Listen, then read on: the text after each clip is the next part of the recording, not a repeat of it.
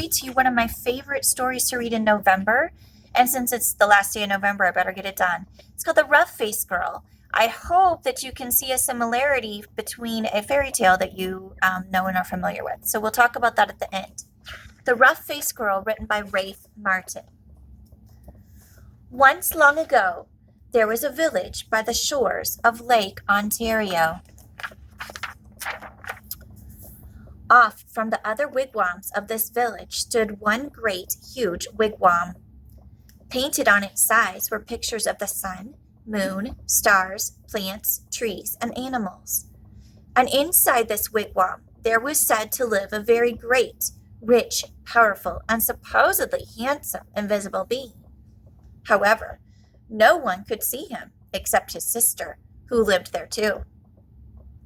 Many women wanted to marry this invisible being, but his sister said, only the one who can see him can marry him. Now in this village there lived a poor man who had 3 daughters. The 2 older daughters were cruel and hard-hearted, and they made their youngest sister sit by the fire and feed the flames. When the burning branches popped, the sparks fell on her. In time, her hands became burnt and scarred. Her arms, too, became rough and scarred. Even her face was marked by the fire, and her beautiful long black hair hung ragged and charred. And those 2 older sisters laughed at her, saying, "Ha! You're ugly, you rough-faced girl!" And they made her life very lonely and miserable indeed. One day, these 2 older sisters went to their father and said, "Father, give us some necklaces. Give us some new buckskin dresses. Give us some pretty beaded moccasins. We're going to marry the invisible being." So their father gave them these things. Dressed in their finest, the 2 girls marched through the village. All the people pointed and stared. "Look at those beautiful girls," they said. "Surely they shall marry the invisible being." And if those 2 girls were proud and hard-hearted before, they were even prouder now. They walked haughtily through the village. At last, they came to the wigwam of the invisible being, and there was his sister waiting. "Why have you come?" she asked. "We want to marry the invisible being," they answered. "That's why we're here." "If you want to marry my brother, the invisible being, you have to have seen him. Tell me, have you seen him?" "Of course we've seen him," they insisted. "Can't you see how pretty we are? Can't you see the beautiful clothes we wear? Oh, yes, anyone can tell that we've truly seen the invisible being." "All right," she said quietly. "If you think you've seen him, then tell me. What's his bow made of?" And suddenly, her voice was swift as lightning and strong as thunder. His bow?" they stammered in surprise. His bow. Oh, we know. But turning desperately to one another, they whispered, "What shall we say? Let's say it's the oak tree." So they said, "It's the great oak tree." "No," said the sister of the invisible being. "No." Oh, she saw at once how they lied. "Tell me," she continued, "if you think you've seen my brother, the invisible being, then what's the runner of his sled made of?" We know, cried those 2 sisters. But whispering feverishly again, they wondered, What shall we say? What shall we say? Let's say it's the green willow branch." "No," said the sister when she heard. "No, you have not seen my brother. Now go home." "Just test us fairly," they exclaimed. "We've seen him. Just don't ask us all these silly questions." "All right," said the sister of the invisible being. "Come with me." And she took them back to the great wigwam and sat them in the seat furthest from the entrance, the guest seats. Soon they heard footsteps coming along the path. Then something stepped inside. Though they heard breathing, the two sisters still couldn't see a thing. Suddenly, a great bow and a beaded quiver of arrows appeared in the air and were set down. But though those two girls sat there, their eyes wide, all through that night, they never saw a thing more. And in the morning, they had to go home, ashamed. The next day, the rough-faced girl went to her father and said, "Father, may I please have some beads? May I please have a new buckskin dress and some pretty moccasins? I am going to marry the invisible being, for wherever I look, I see his face." But her father sighed. "Daughter," he said, "I'm sorry. I have no beads left for you, only some little broken shells. I have no buckskin dress, and as for moccasins, all I have left are my own old, worn, cracked, and stretched out pair from last year. And they're much too big." But she said, "Whatever you can spare, I can use." So he gave her these things. Then she found some dried reeds, and taking the little broken shells, she strung a necklace.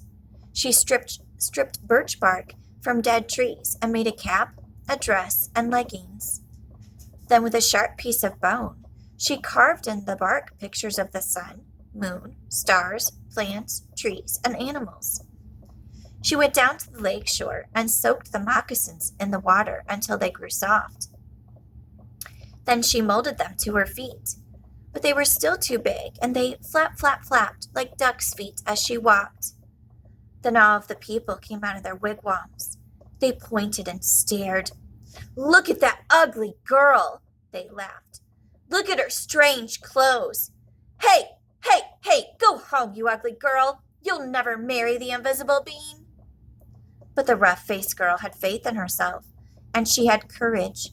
She didn't turn back. She just kept walking right through the village.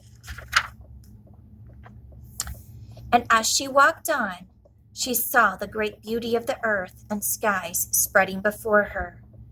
And truly she alone, of all in that village, saw in these things the sweet yet awesome face of the invisible being. And kiddos, there's the mouth, the nose, and the eyes. There's his face. At last, she came to the lake shore just as the sun was sinking behind the hills, and the many stars came glittering out like a fiery veil in the darkening sky overhead. And there, standing by the water's edge, was the sister of the invisible being waiting.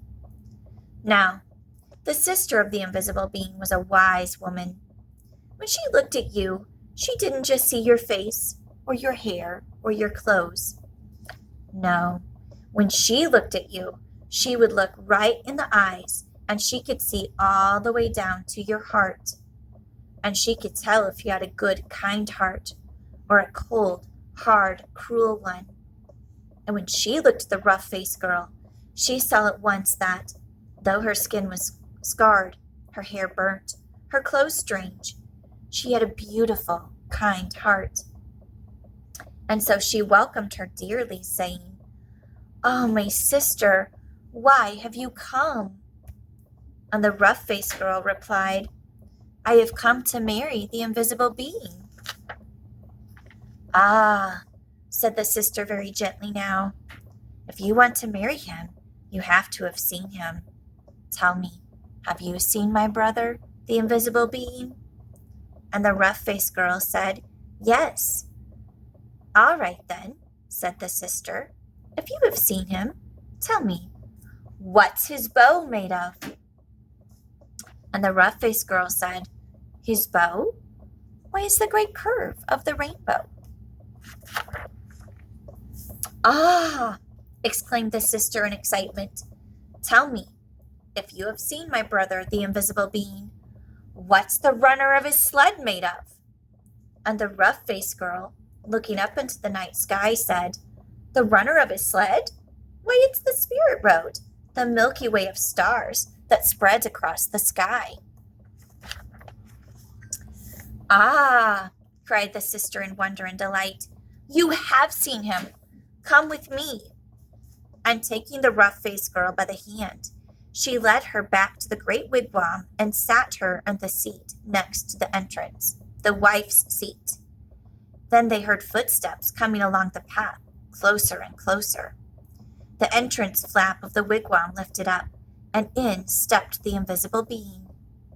And when he saw her sitting there, he said, At last, we have been found out. Then smiling kindly, he added, And oh, my sister, but she is beautiful. And his sister said, Yes.